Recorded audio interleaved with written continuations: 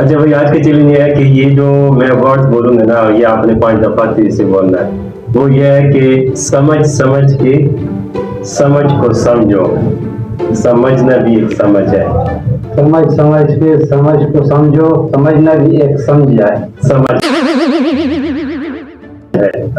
Start. समझ समझ के समझो, समझना भी एक समझा है।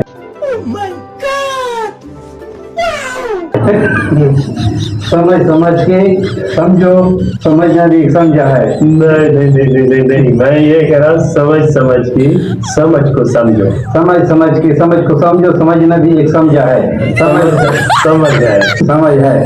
समझ समझ के समझ को समझो, समझना भी एक समझो है। ओ भाई, मारो मुझे, मारो मारो। Oh my god. आखिरी ट्राई। मैं फिर से बोलता हूँ, समझ समझ के समझ को समझो।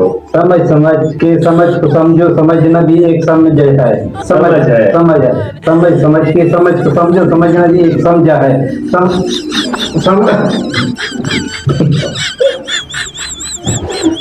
नहीं बोल सकते ये, मैं इनको चैलेंज दे रहा हूँ, आप बोल के दिखाए। समझ समझ के समझ को समझो, समझना भी एक समझ है।